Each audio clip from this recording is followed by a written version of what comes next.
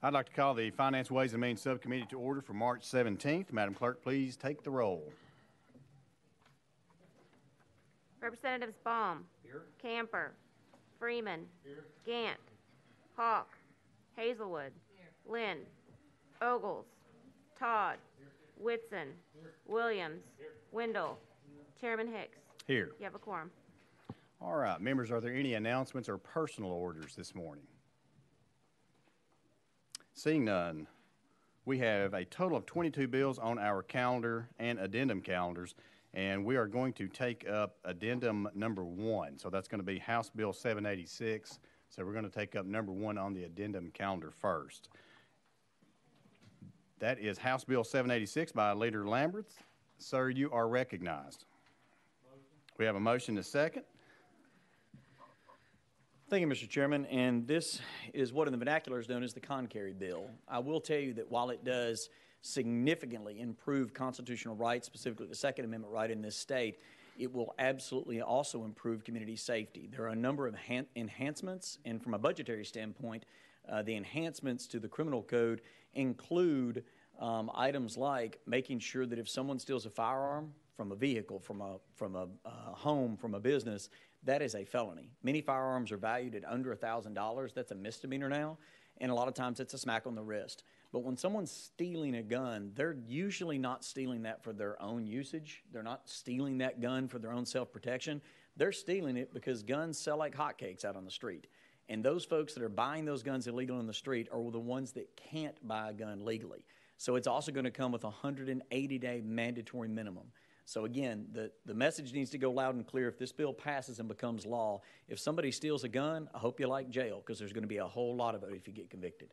So, I mean, that's what this bill does. Again, it improves and protects constitutional rights, and it also increases crimes like stealing a gun, felon in possession of a gun, other types of crimes that are absolutely, you know, we're trying to keep the guns out of the bad guys' hands and preserving the rights of the good guys. That's what the bill does, Mr. Chairman. It is funded in the budget. All right, thank you, Leader. And we do have an amendment that has been filed by Leader Camper. Where's Leader? There she is. Leader Camper, I have drafting code 004521. Is that correct? Yes, Mr. Chairman. That's correct. All right. Do we have a motion, a second on? Motion, second. Do we have a motion? Is there a second? I think Freeman did a second before he stepped away. Is there a second? Yes, he did.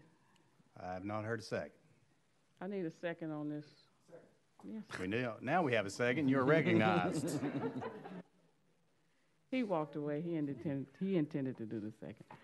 Thank you, Mr. Chairman, committee members. What this amendment would do is just remove the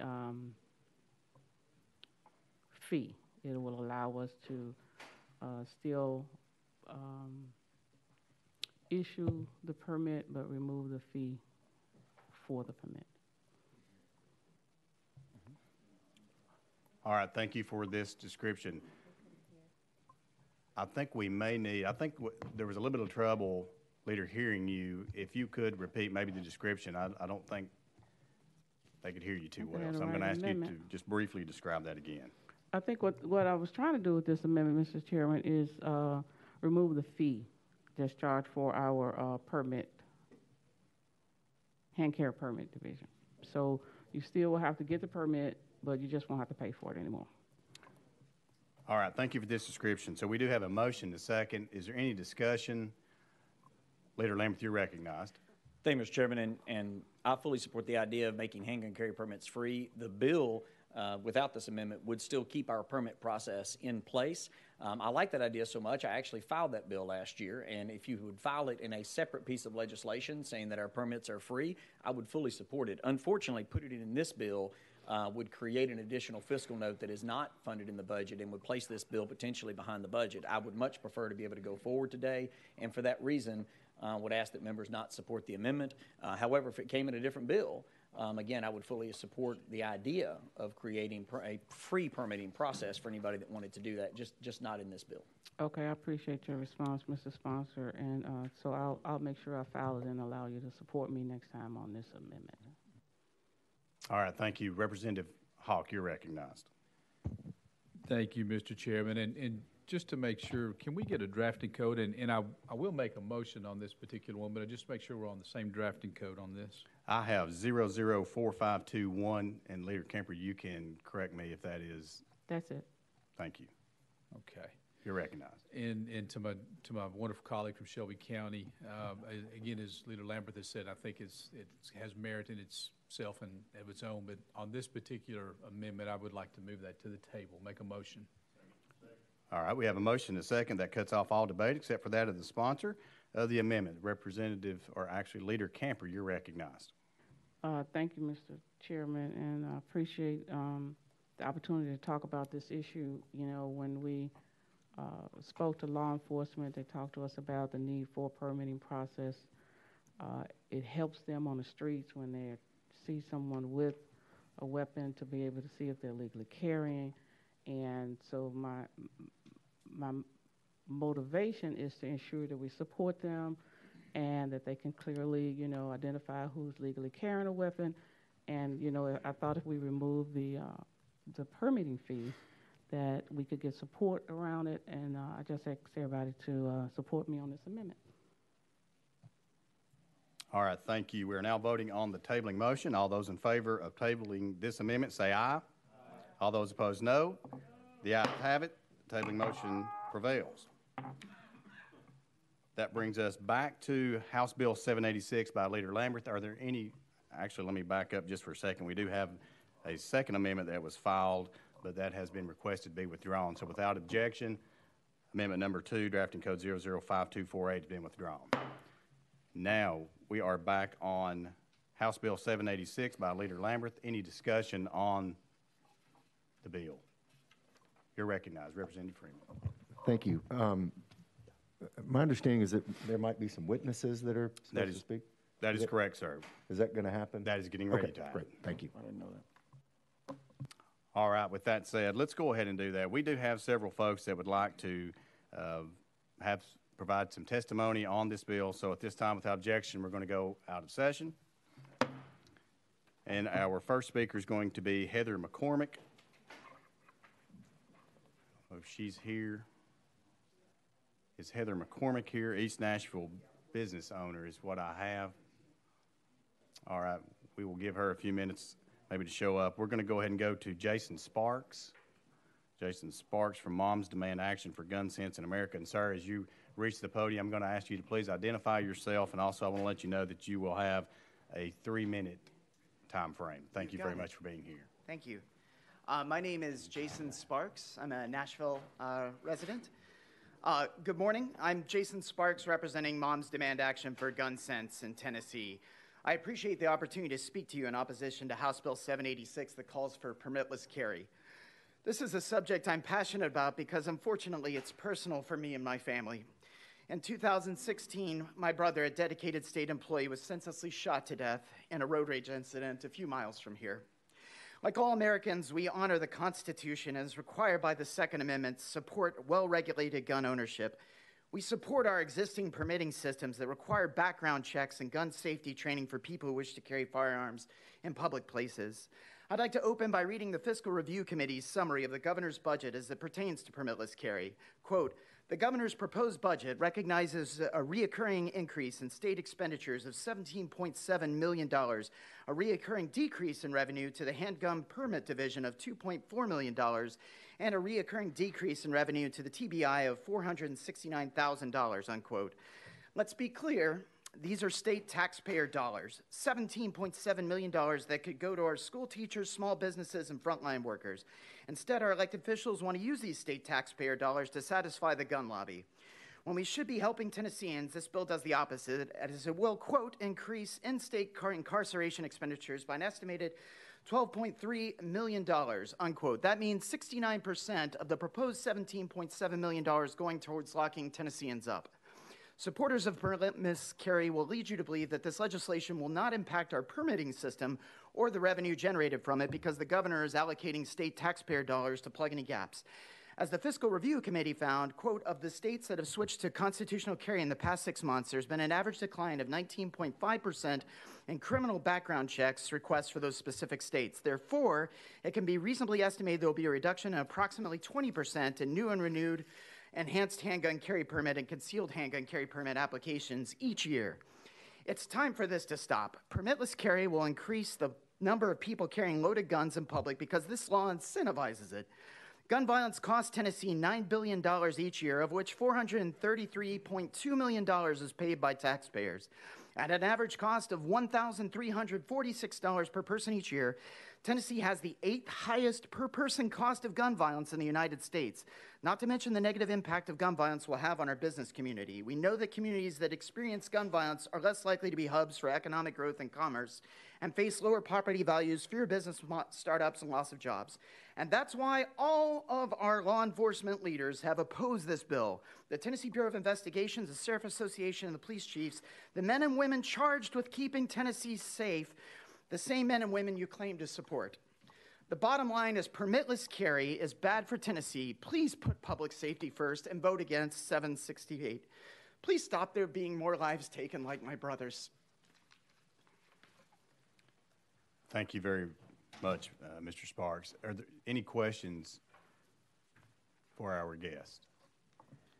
Seeing none, thank you very much. We appreciate you being here. Thank you.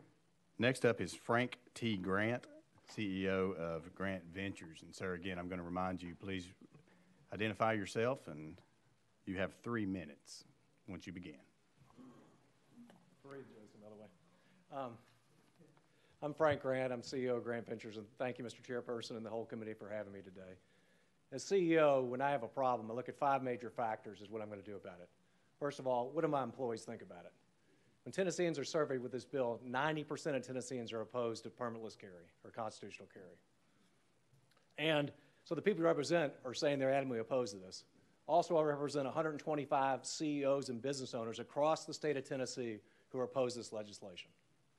Second factor I look at is what are the people who are tasked with enforcing this thing? The chiefs of police across the state are opposed to this legislation. As we don't any longer have well-regulated militias, per the Second Amendment, we have police who are highly trained, dedicated, and really responsible to maintain our safety and security for all Tennesseans. So I believe we should listen and support them as they risk their lives daily to support us. Thirdly, what are the safety risks of this legislation? To me, I grew up, my father was adamant about gun safety. He said, son, you put your guns away safe, you don't point them at people, you make sure they're not loaded, you clean them properly, you take good care of them, you know what you're doing safety-wise. Right now in Tennessee, 36% of the population lives in 4 counties, but they're only 22% of the permits. So the rural people are doing a great job of getting permits and registering their guns, but the big cities are not, and that concerns me as a resident of Davidson County, and in general, that I think we need to talk about gun safety more, not less. And then what is the economic risk? As everybody in this group knows, recruiting businesses to the state of Tennessee is costly and it takes a lot of time and effort. We have an opportunity to differentiate ourselves and to stand out from the group because all the NRA on top of the 18 states that are already going to pass this will be one of the 18. But instead, if we can say for any companies looking to relocate, they're worried about their employees and how safe they're going to be. And to me, we could stand out as a beacon of a safe, conservative refuge by not having this done. And then, what is the dollar cost? You just heard Jason talk about it. It's almost $20 million in additional cost to the state of Tennessee. 18 million incarceration, a risk of 2.4 million in permitting, and another 500,000 to TBI. That's a lot of money. So when I look at this overall, I say, what are the issues? What is the problem we're trying to solve? And are we solving a problem? Or are we making a bigger problem that could have impact Tennesseans for years to come? To me, we ought to be working on bills and things that are impact all Tennesseans, and they're all for it, like education, health care, and economic development. So thank you very much, and I appreciate your time. Thank you, Mr. Grant. Before you step away, does anyone have any questions for our guest?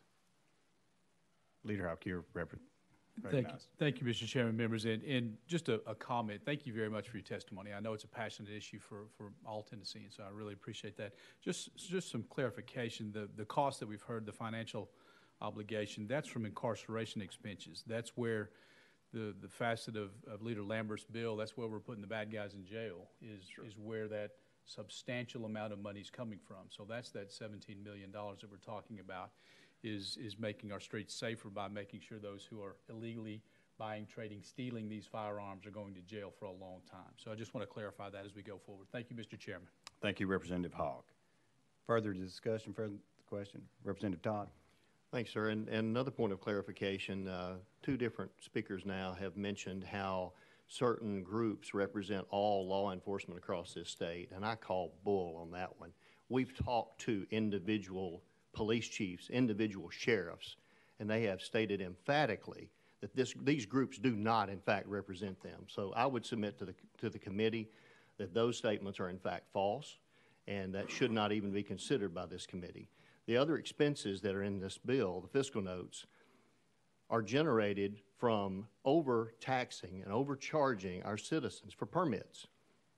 The entire fee system with that permit system was created to offset cost of that, and it has generated millions of dollars into the general fund over and above those costs. And I challenge the department to get that fixed. We're charging people too much money for permits, so their fiscal note is bogus as well, in my opinion. And most states that have enacted this have in fact seen an increase in permit sales over time. That is a fact that is proven.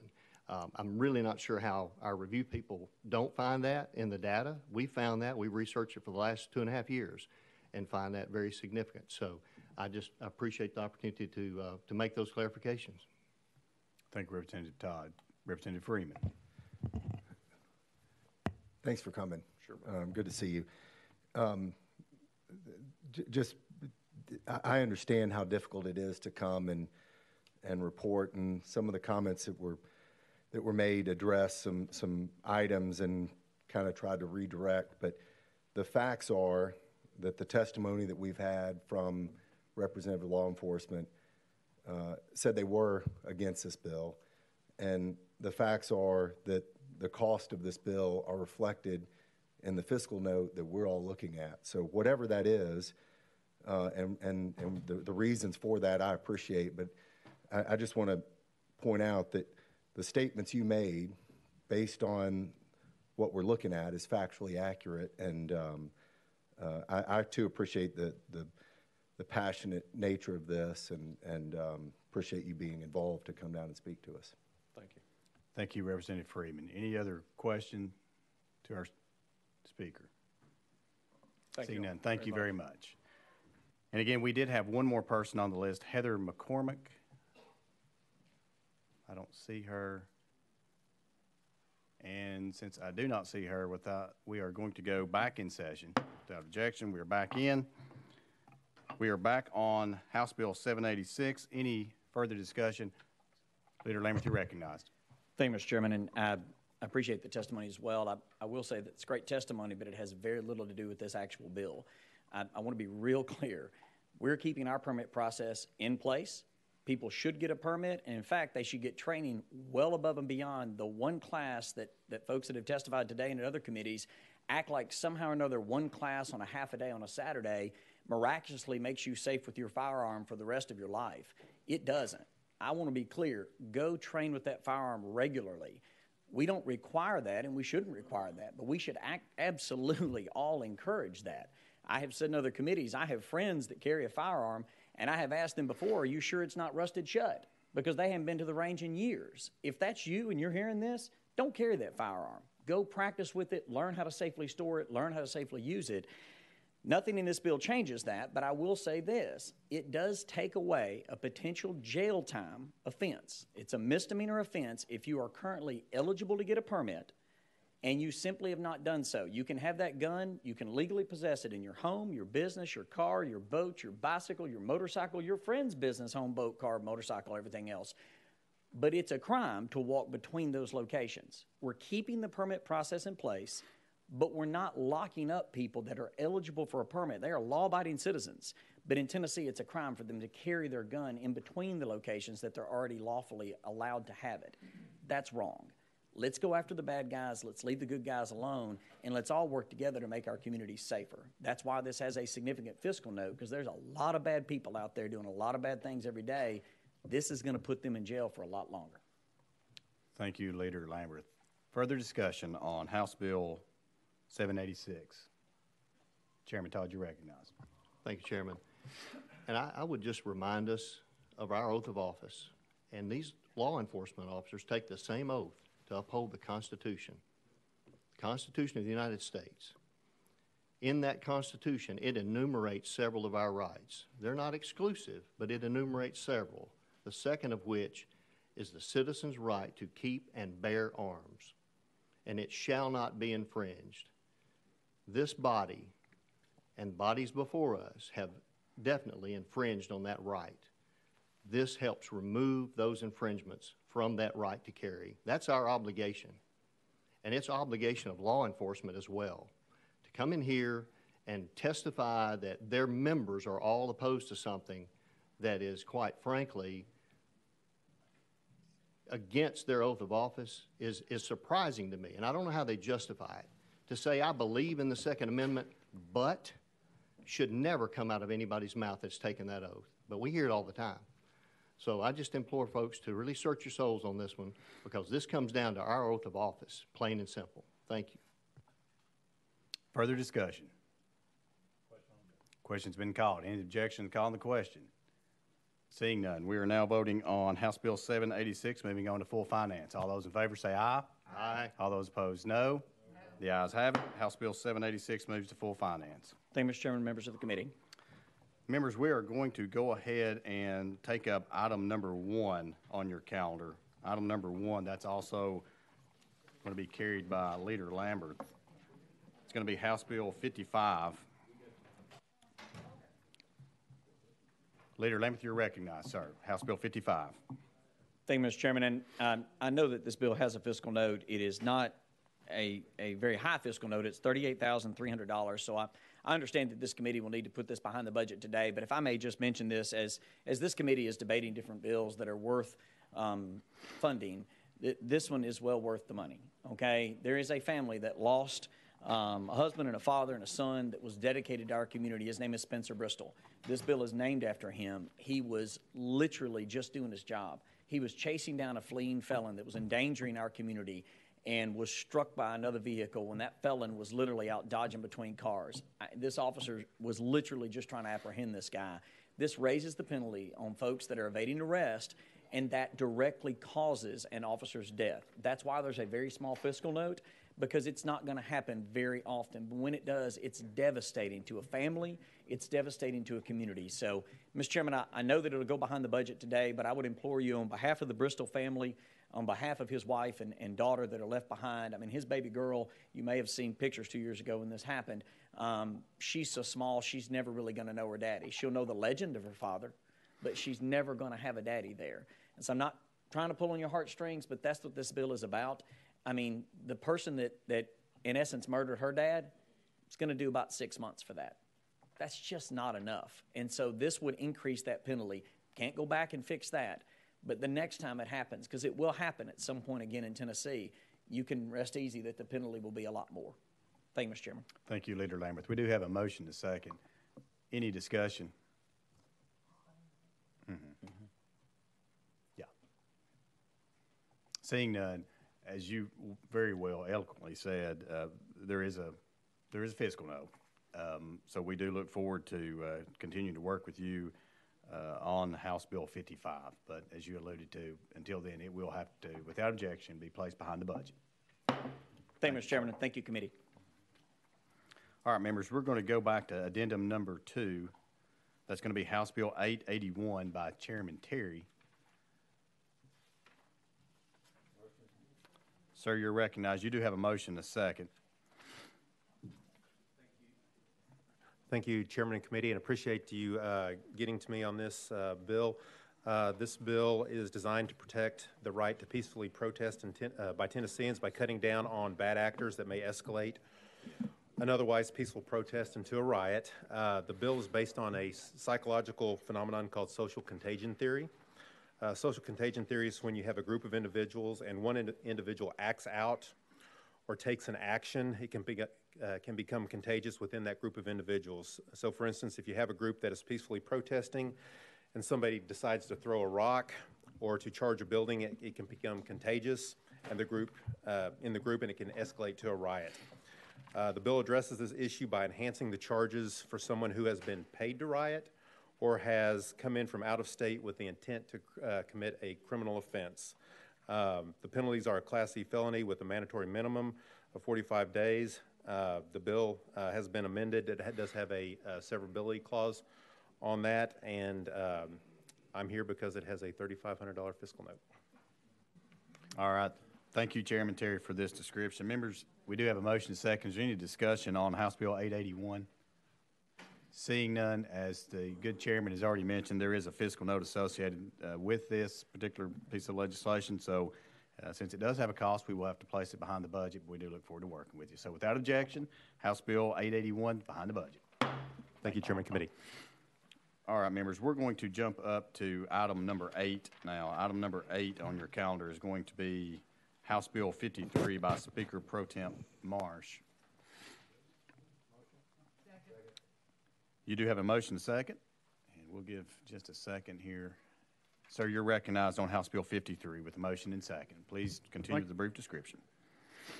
Thank you, Mr. Chairman. House Bill 53 simply renews the TDOT Litter Grant Program.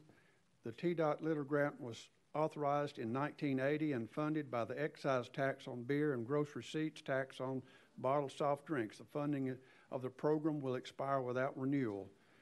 There's about $6 to $8 million collected each year on the litter grant, and between $44,000 and $269,000 are awarded to counties to pick up litter in their counties. Since inception, 23 million pounds of litter has been collected in all 95 counties, and 9.2 million pounds of litter has been recycled. With that, I'll answer any questions. All right, thank you, Speaker Pro Tem. Any discussion on House Bill 53? Seeing none, we're now voting on House Bill 53, moving on to full finance. All those in favor say aye. All those opposed, no. The ayes have it. House Bill 53 moves to full finance. Speaker Pro Tem Marsh, I think you also have item number 9. Is that correct? That's correct, Mr. Chairman. Okay, item number 9, members on your calendars, House Bill 54. And, sir, you are recognized. You do have a motion to second. Thank you, Mr. Chairman. This bill comes from the Tennessee Underground Utility Damage Enforcement Board. The board is charged with examining data regarding underground utility damages and making recommendations to the General Assembly to update the law. This bill represents recommended changes to the law to improve safety, reduce damage to underground utilities, and achieve compliance with federal rules and regulations. All right. I'll answer any questions. Thank you for this description. We do have a motion second. Any discussion on House Bill 54? Representative Todd, you're recognized. Thank you, sir. Does this make any changes to the 811 system at all about, especially with regard to how frequent you have to renew tickets? To my knowledge, it does not, but you know, I'll be glad to check on that and see. But I think it's putting us in federal requirements or compliance right now is what we're doing primarily. Okay. I'll be glad to check, let you know. It would, I know from a contractor standpoint, it is a challenge to meet the requirements of the renewals.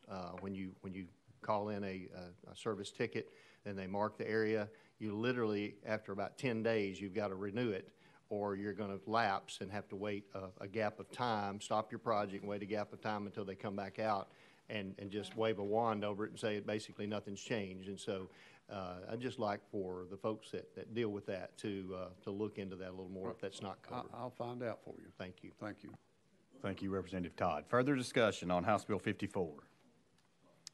Seeing none, we're now voting on House Bill 54, moving on to full finance. All those in favor say aye. All those opposed, no. The ayes have it. House Bill 54 moves to full finance. Thank you, Mr. Chairman. Member. All right, members, that will move us back to item number 2 on our calendar.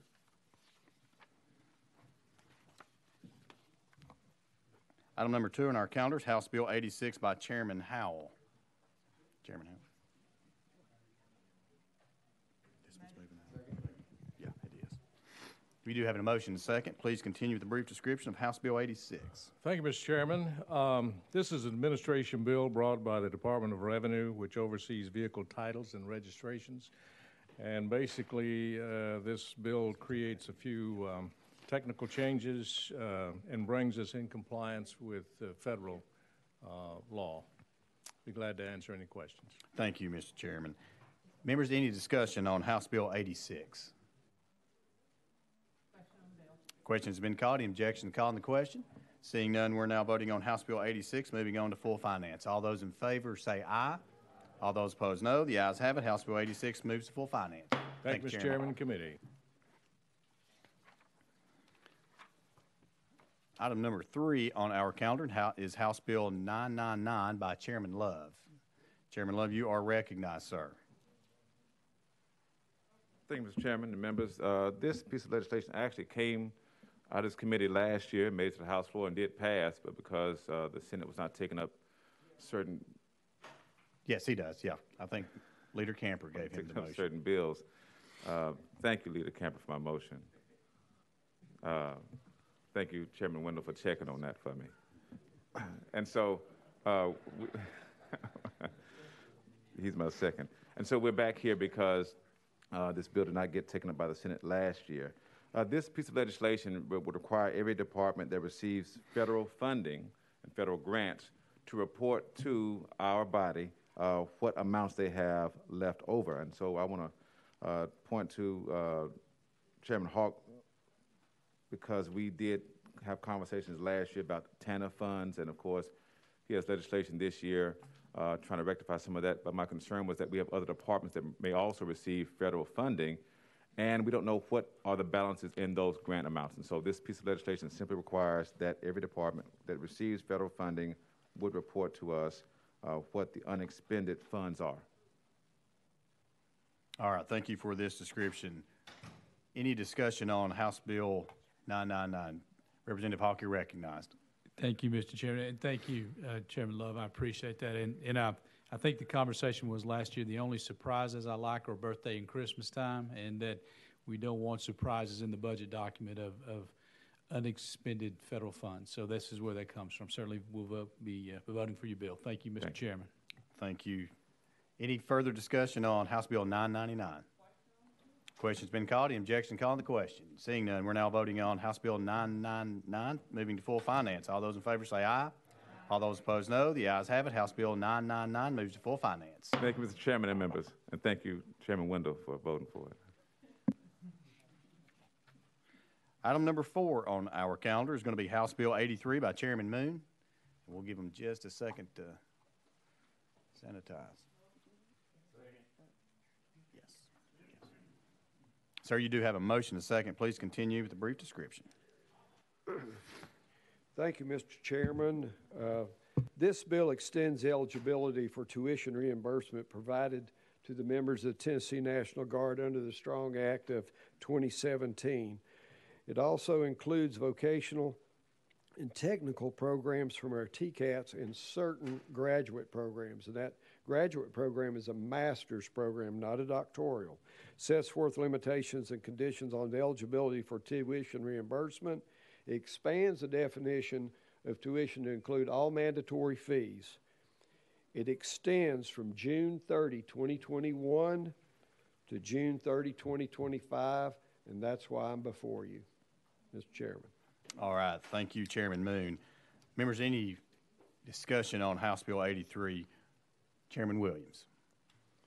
Thank you, Chairman. Thank you, Chairman Moon, for this bill. I think it's really important. I know that several years ago, I had the opportunity to stand where you were before this committee about the Strong Act and assist in its original passage. I am a little bit concerned that our military folks haven't taken advantage of this like we originally had hoped to.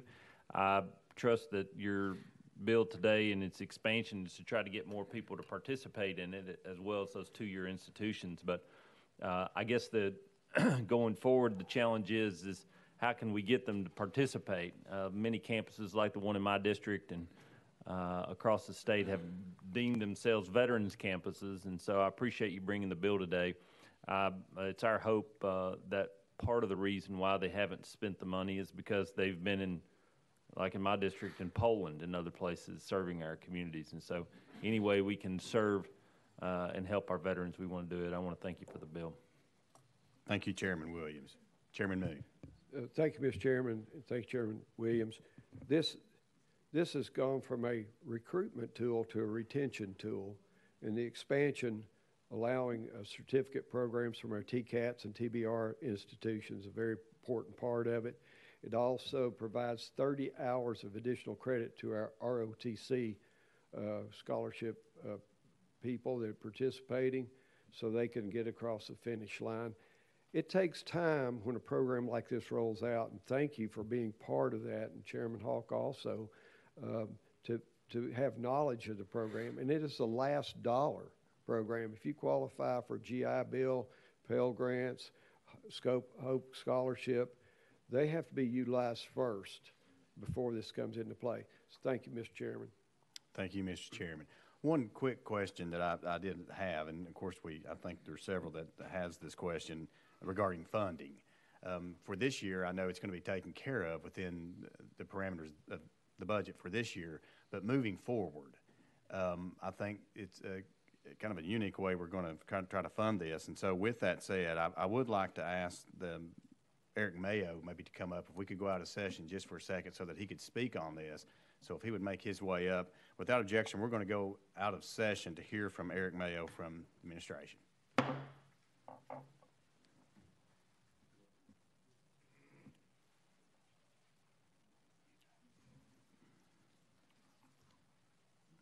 And if you would, just state your name and your position. Yes, sir. Thank you, Mr. Chairman of the committee. My name is Eric Mayo. I'm a legislative liaison for Governor Lee. Regarding funding for the STRONG Act, as we talked about previously, when the bill was passed in 2017, there were funds for the program through 2021. There are still funds to fund the program for this coming year, but are already allocated. Our intention is to fund fully the program through 2025 in next year's budget. All right, thank you. Any questions for our guest? Seeing none, thank you very much. Thank you, Chairman. And with that, we will go back in session. And we're back on House Bill 83 by Chairman Moon. We do have Leader Camper. You are recognized. Thank you, Mr. Chairman. Thank you, Chairman Moon, for bringing this bill. I appreciate you thinking about expanding it to vocational and TCATs, because a lot of times we have people that already have a degree and didn't see, any benefit for them. And now that they're able to, get switch careers, maybe get a technical or vocational type of training, we can retain more people. So I appreciate, you thinking about it, expanding it. I support it. I think we need to do more, to retain people that's doing such a great job for this state. So I'll be supporting the bill. Thank you, Mr. Chairman and Mr. Chairman. Thank you, Leader Camper. Chairman, you're recognized. Thank you, Leader Camper, for those comments. Thank you. Chairman Whitson, you're recognized. Thank you, Chairman. And Chairman Moon, I want to express my appreciation for you bringing this bill also. I think you and I are the only two in this room that qualified for the Vietnam-era GI Bill, and we went to school on it, and I think we know how important this is. Thank you. Thank you, Chairman Whitson. Representative Wendell, you're recognized. Mr. Chairman, could we take a moment to recognize Chief Bernier and Chief Atwood, who are here today, both of them veterans, and both of them have served our country.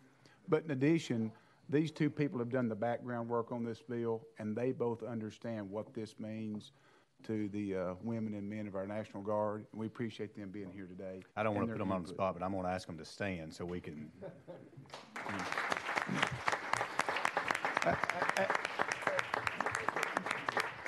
This is a brief follow-up. Chief Bernier is the expert on human resources in the Department of Defense in Tennessee, maybe in the country, I don't know, but she certainly understands what this means more than most of us. And were you a chief also? Chief? Yes, Mr. Chairman.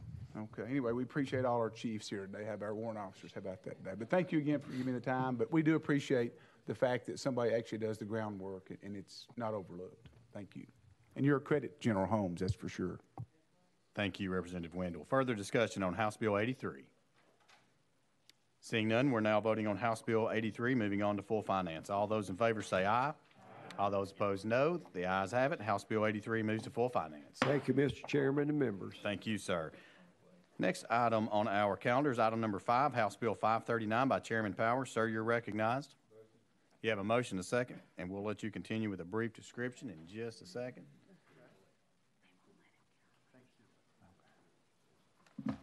Sir, you're recognized. Thank you, Mr. Chairman, committee. I have a pro-small business bill here.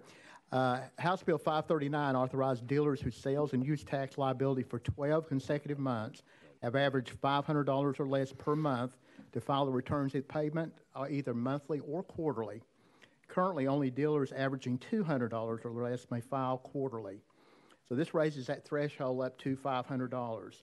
And with that, Mr. Chairman, I'll be glad to take any questions. Thank you very much, Chairman Powers. Any discussion on House Bill 539? Question's been called. Any objection to calling the question? Seeing none, we're now voting on House Bill 539, moving to full finance. All those in favor say aye. All those opposed, no. The ayes have it. House Bill 539 moves to full finance. Thank you, Mr. Chairman. Thank you, sir. Item number 6 on your calendar is going to be it's actually House Bill 474 by Chairman White. And without objection, we're going to roll 1 week. Rolled 1 week. That brings us to item number 7 on our calendar. House Bill 1191 by Representative Garrett. Sir, you are recognized. You do have a motion to second. It looks like there is an amendment that was filed, drafting code 004013. Is that correct? Yes, sir, Mr. Chairman. All right, we have a motion. We do have a motion to second. Any discussion on the amendment? Seeing none, we're now voting on the amendment. All those in favor say aye. Aye.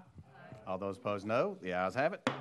We drafted Amendment 004013 to House Bill 1191, and we're back on the bill as amended. Would you like to describe your bill, please? Sure. Thank you, Mr. Chairman. Committee, this is the amendment makes the bill. So most Tennesseans that hold a professional license in Tennessee also have to take continuing education to hold that license year after year. And so what is happening is most associations that provide those CLEs, or CEs for folks, attorneys it's called CLEs, provide the live presentation and record that, and then some people can log in and watch that on their TV. Certainly over the past year with COVID, it's become very popular. In fact, as a lawyer, I can take all my CLEs, 15 hours worth online. Well, what's happening is there was a revenue opinion that said that could be potentially a digital good and could collect sales tax. You'll notice the fiscal note is 0. And so no sales tax has ever been collected on that good because of the convenience that can cause and how that's presented. So what this bill is clarifying is that that's not a taxable situation where sales tax will be collected on that service to folks that have the professional license. So with that, I'll be happy to take any questions on the bill as amended. Thank you, sir. Any discussion on House Bill 1191? Question's been called. Any objection calling the question? Seeing none, we are now voting on House Bill 1191, moving on to full finance. All those in favor say aye. All those opposed, no. The ayes have it. House Bill 1191 moves to full finance. Thank you, Mr. Chairman. Committee. All right, members, we are now on item number 10. Item number 10 on your calendars, House Bill 594 by Representative Clemens. There he is. We have a motion and second. Sir, you're recognized for a brief description. Yeah, thank you, Mr. Chairman and committee. I appreciate it. I have an idea where this bill is going, but I just want to give you an idea where this bill is coming from. As we all know, our cities are the economic engines of the state. In 1947, the state, in recognition of this, began sharing 4.6% of each year's total sales taxes, their collections, with our cities. This was also an acknowledgement that city residents incur a local tax burden that is directly attributable to financing, developing, and maintaining an economic environment that continues to generate a significant portion of the sales tax revenue accruing to the state today. Now, today, 92% of the state's total sales tax collections are generated within city limits. The sharing of these revenues helps reduce our local tax burdens.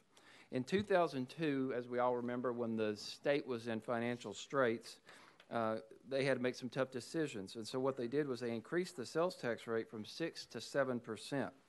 That entire 1% was kept at the state and not shared with local governments as it had been since 1947.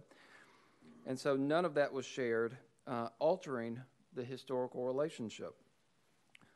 Today, municipalities only receive a share of the state sales tax generated by 5.5% of the state sales tax rather than the full 7%. For this reason, cities now only receive a 3.6%, as opposed to that original 4.6%, effective share of total state sales tax revenues. As a direct result of this, cities have been denied well over $700 million in shared revenues since 2002.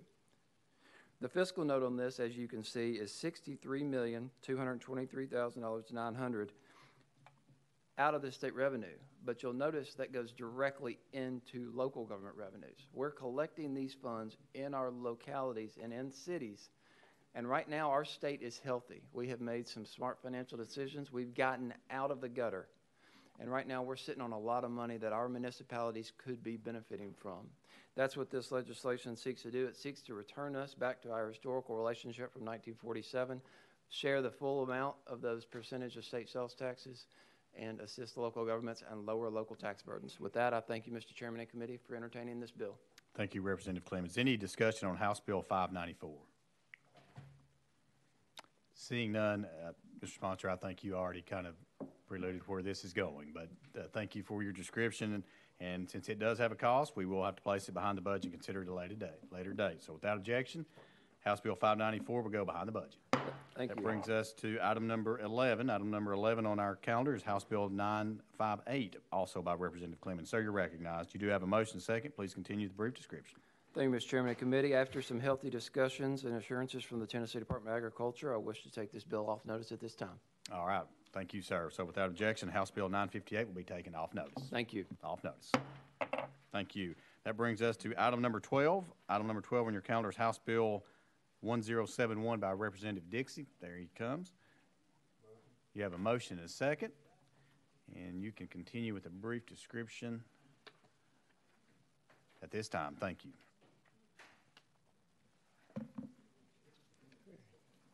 Get myself together here. Can't read with my glasses. So this bill will allow for a 6-month holiday from the grocery tax, which is from May 1st to October 31st of 2021. After a year of hardship, there's finally a light at the end of the tunnel. But our working families will still face financial difficulties due to lost work and wages of 2020. While this was designed to help put food on the table and money in our families' pockets, who need it the most. So I believe that these are the kinds of measures that will put Tennessee on a path to recovery. The money that it would normally be collected from the grocery tax will be taken from the rainy day fund, so our state nor our local government services will be impacted. And again, this holiday is meant to help the families that are most impacted economically by the crisis by helping them put food on their tables and put them on a path to recovery for some of the lost income and stress of the pandemic.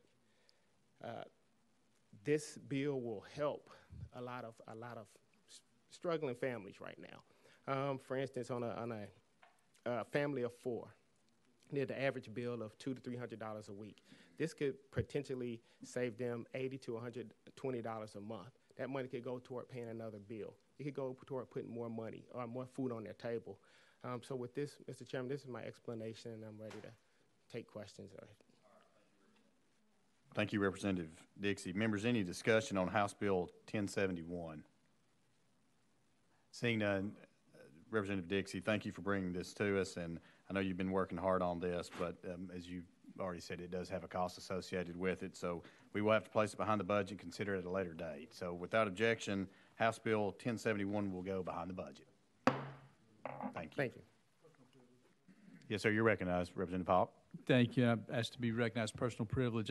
Before the representative leaves, my best friend in school was colorblind, and I'm just wondering, did you think that jacket was green for for St. Patrick's Day when you put that on this morning? You don't have to answer that if you don't want to. Thank you, Mr. Chairman. Thank you. Thank you, Representative Dixie. All right, item number 13 on our calendars, House Bill 22 by Representative Gillespie. Sir, you have a motion and a second. You are recognized. You're recognized. Please continue with a brief description. Thank you, Mr. Chairman and Committee. This is my anti-drag racing bill. What it simply is doing is increasing the penalty for organized street racing from a Class B misdemeanor to a Class A misdemeanor, and I welcome any questions. All right, thank you very much, Representative Gillespie. Any discussion on House Bill 22? Representative Freeman, you're recognized. Just take a brief second, because this is equally important to me. We've talked several times in several parts around our state. This is becoming a larger and larger issue. We are putting our kids, our grandparents, our family members in danger if we don't work to do more to try to stop this drag racing from happening. So I fully support, and I understand where this is going, but I would love if we could figure out a way to get this funded, because this is going to be a big one. Thank you, Representative Freeman. Further discussion? Question's been called. Any objection? Let me stop right there. I about got ahead of myself. This actually does have a fiscal impact, so it does have a fiscal note, and we will have to put this behind the budget, but we look forward to working with you as we do so. So without objection, House Bill 22 will go behind the budget. Thank you.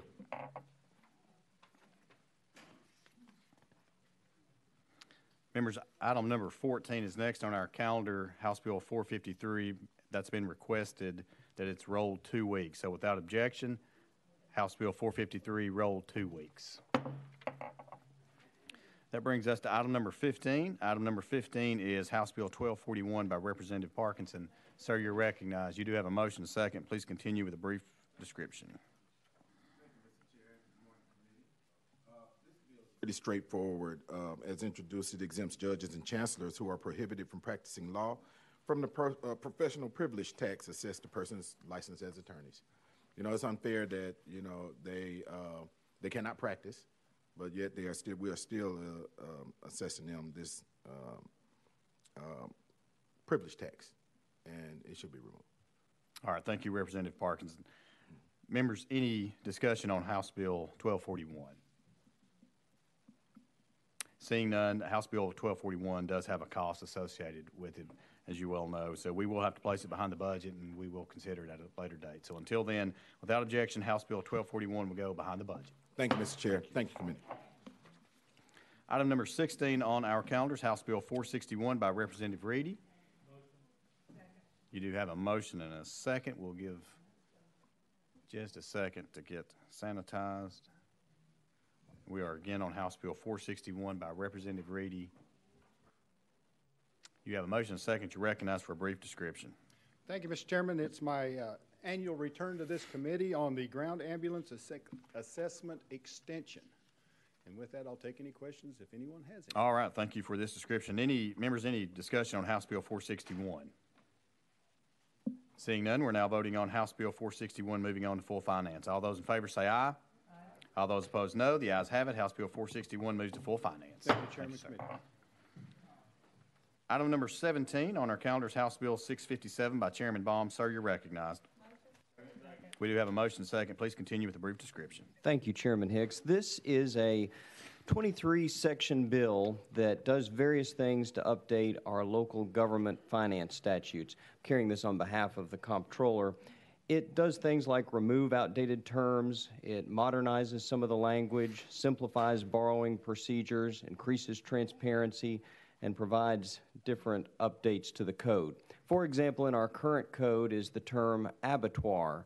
There may be someone in here who wonders what that is. It's evidently a slaughterhouse. It has been possible for a city or county government to publicly finance an abattoir. That's no longer being done, and so these revisions take that word out.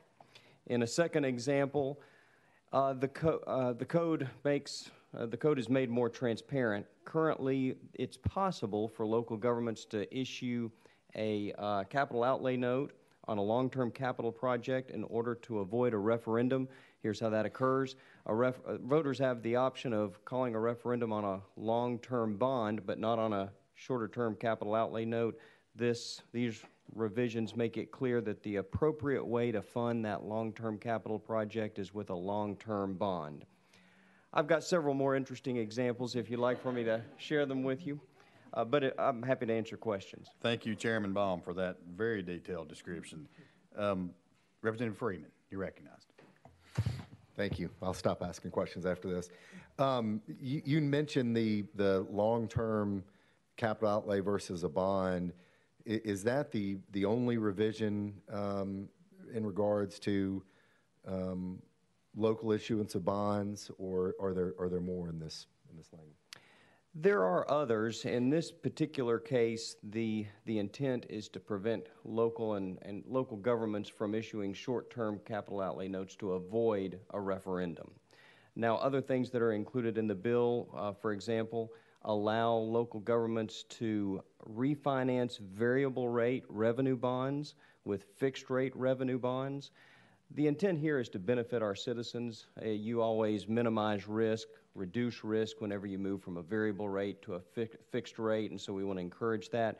In some cases, the changes reduce the number of times that local governments need to issue debt. That saves money on the reissuance.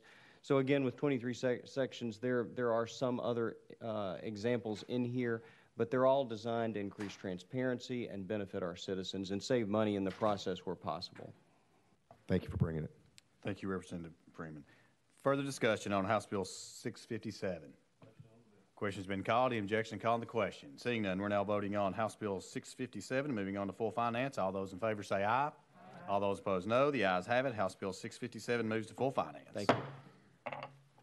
That brings us to item number 18. Item number 18 on our calendar is House Bill 516 by Leader Gant. Sir, you're recognized. Thank you, Mr. Chairman. What this second. bill does is we'll modify the definition of legal insurance in the Tennessee Legal Insurance Act to exclude non-insurance-based legal service plans. All right, thank you very much for this description. Members, any discussion on House Bill 516? Seeing none, there is a cost associated with House Bill 516, so we will have to place it behind the budget and consider it at a later date. So without objection, House Bill 516 will go behind the budget. Thank you, Leader Gann. Item number 19 on your calendar is House Bill 599 by Chairlady Hazelwood. Chairlady, you're recognized. You have a motion to second. Please continue. Thank you, Mr. Chairman.